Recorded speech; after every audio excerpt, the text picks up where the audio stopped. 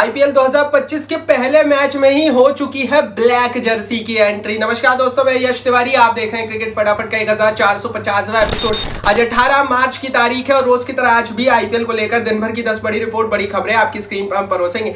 And तक दोस्तों video को जरूर देखिए, वीडियो को लाइक और शेयर भी जरूर कीजिए। आईपीएल की हर खबर, हर रिपोर्ट हर रोज सबसे पहले आपकी स्क्रीन पर परोसते हैं। चैनल को सब्सक्राइब नहीं किया तो भाई सब्सक्राइब का बटन भी नीचे फटाफट हिट कर दो, बेल आइकन दबा दो। चलिए दोस्तों, शुरुआत कर लेते हैं इस वीडियो की आज दिन भर की पहली बड़ी रिपोर्ट के साथ। तो ये खबर आरसीबी अनबॉक्स इवेंट के हवाले से निकल कर आ रही है। दरअसल दोस्तों, कल बेंगलोर में आरसीबी अनबॉक्स इवेंट हुआ, जिसमें आरसीबी के सारे प्लेयर्स को स्टेज पर बुलाया गया, रंगारंग कार्यक्रम किए गए बेंगलोर के चिन्नास्वामी स्टेडियम में। और उसके साथ ही विराट कोहली ने रजत पाटीदार, जो कि उनके नए कप्तान हैं, उन्हें कैप्टनसी शील्ड प्रोवाइड की। विराट कोहली ने कहा कि आने वाले कई सालों तक अब आपको रजत पाटीदार को सपोर्ट करना है। दरअसल दोस्तों, रॉयल चैलेंजर्स बेंगलोर की टीम तय कर चुकी है कि आने वाले 3-4 साल तक वो रजत पाटीदार को कप्तान बनाए रखेंगे। विराट कोहली पीछे से सपोर्ट करेंगे और एज ए प्लेयर खेलते रहेंगे।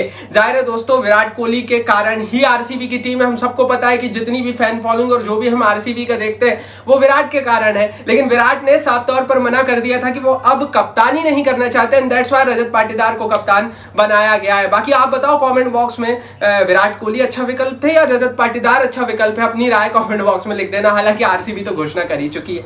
आगे बढ़ते हैं, दूसरी बड़ी रिपोर्ट की बात करते हैं। तो ये खबर भी आरसीबी के अनबॉक्स इवेंट के हवाले से निकल कर आ रही है। हेजलवुड और बेथल इस अनबॉक्स इवेंट का हिस्सा बने। इससे पहले दोस्तों 6 हिटिंग चैलेंज हुआ, जिसमें भी ये दोनों देखे। रिपोर्ट यही आ रही है कि दोनों फिट हैं पहले मैच के लिए। अब यार देखो, हेजलवुड तो प्लेइंग 11 में खेलने ही वाले थे, बेथल खेलेंगे या नहीं ये नहीं पता है। लेकिन इन दोनों की फिटनेस पर बड़ा सवाल था, क्योंकि चैंपियंस ट्रॉफी के दौरान और उससे पहले भी ये दोनों अनफिट थे। और हेजलवुड को लेकर स्पेशली ऐसा लग रहा था कि बड़ा मुश्किल होगा हेजलवुड का आना। लेकिन दोस्तों, ये दोनों अकेले नहीं है। दरअसल 7 विदेशी प्लेयर्स थे जो चैंपियंस ट्रॉफी नहीं खेले हैं, लेकिन सातों के सातों एकदम से फिट हो गए आईपीएल के लिए। जाहिर है दोस्तों, क्रिकेट ऑस्ट्रेलिया ने भी और बाकी अदर क्रिकेट बोर्ड्स ने भी बिल्कुल सख्ती नहीं बरती अपने प्लेयर्स को इंडियन प्रीमियर लीग में भेजने के लिए। अब इसके पीछे का कारण क्या है और क्यों ये जो अनफिट है एकदम से फिट हो रहे हैं, क्यों ये जो लंगड़े ये दौड़ने लगे हैं? ये फ्रेज मैं इसलिए यूज कर रहा हूं क्योंकि दोस्तों, ये प्लेयर्स जो थे ना भाई, ये अपनी हाफ फिटनेस से आ गए आईपीएल खेलने के लिए। इन्हें आईपीएल के पैसों से मतलब, इन्हें पता है 14 मैचेस खेलने,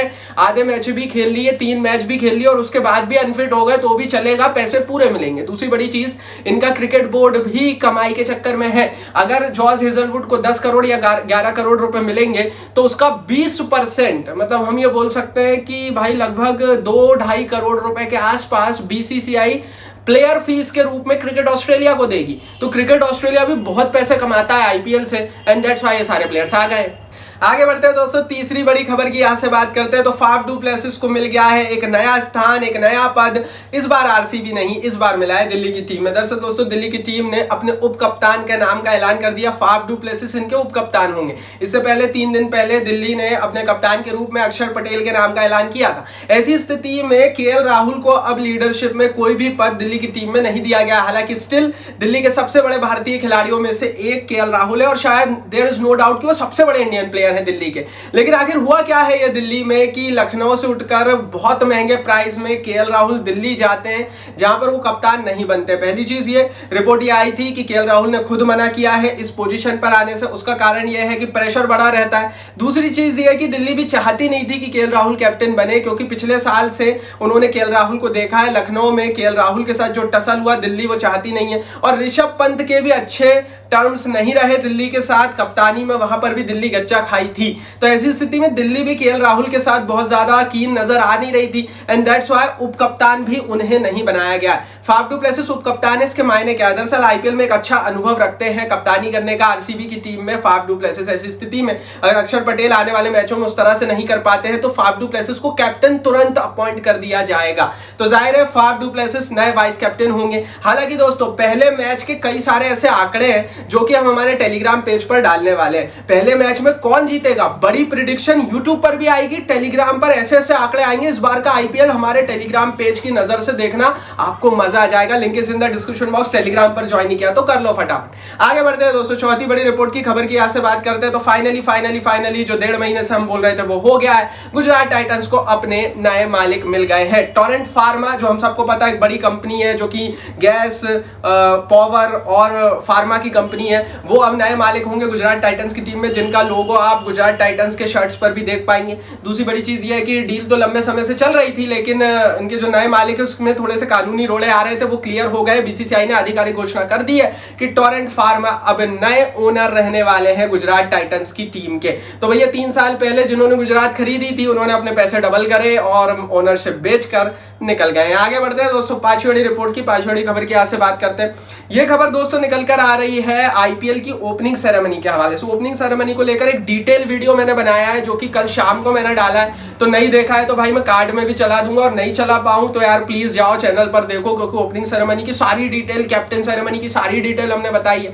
खैर कुछ परफॉर्मर्स के नाम और जुड़ते हुए नजर आ रहे हैं। श्रेया घोषाल, दिशा पटानी और करण औजला का नाम सामने आ रहा है। ये 3 भी इसमें परफॉर्म कर सकते हैं। इससे पहले वरुण धवन, अरिजीत सिंह और श्रद्धा कपूर का नाम सामने आया था। तो ये 6 लोग हैं। इनमें से अब कौन कौन परफॉर्म करेगा ये तो समय बताएगा, लेकिन इन 6 लोगों का नाम अब सरफेस हो रहा है। ओपनिंग सेरेमनी में अभी भी 4 दिन बचे हुए हैं और शायद आज शाम तक हमें क्लियर हो जाएगा कि ओपनिंग सेरेमनी में कौन आ रहा है।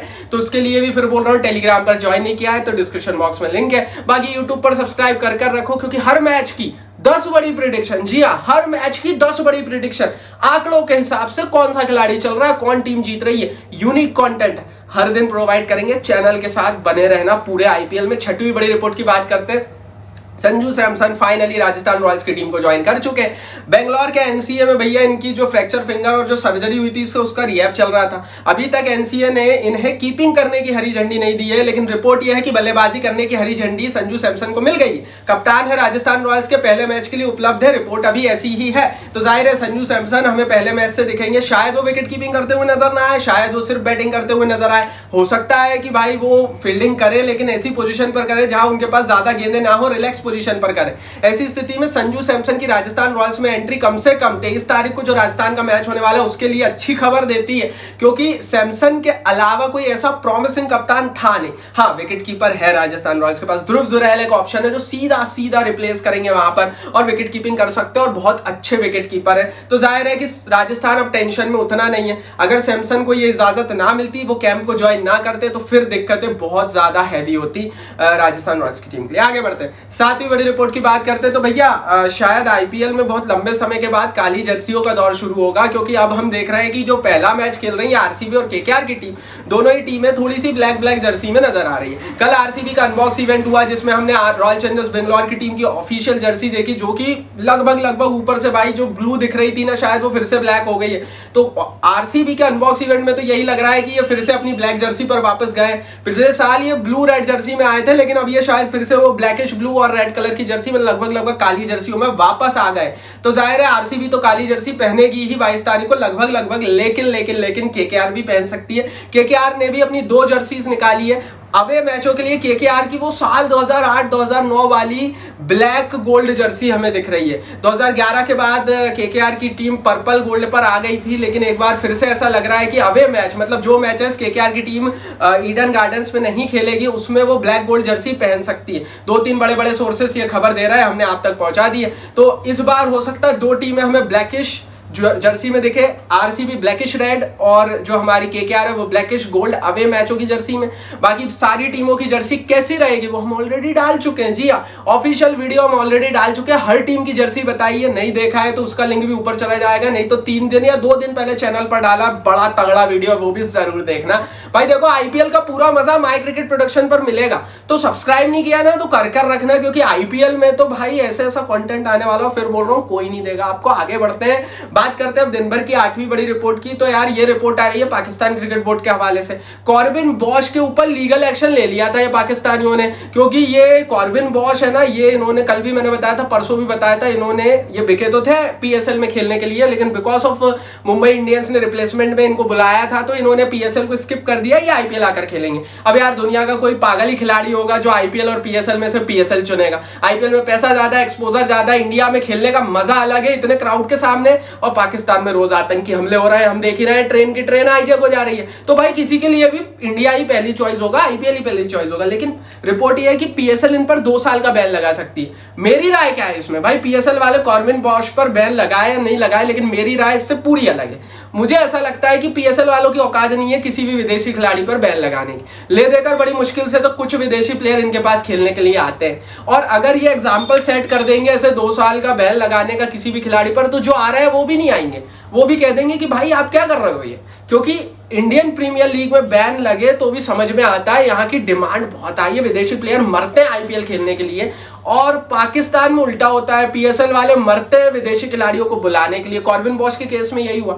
तो मुझे नहीं लगता इनकी औकात है किसी भी खिलाड़ी पर 2 साल 1 साल का बैन लगाने की, ये मेरी राय है। बाकी आगे जो भी होगा चैनल पर सब्सक्राइब करके वीडियो दे देंगे। आगे बढ़ते हैं दोस्तों, 9वीं बड़ी रिपोर्ट की यहाँ से बात करते हैं। तो मोइन अली ने हैरी ब्रूक के ऊपर जो 2 साल का आईपीएल बैन लगा उसको लेकर बड़ी बात कह दी।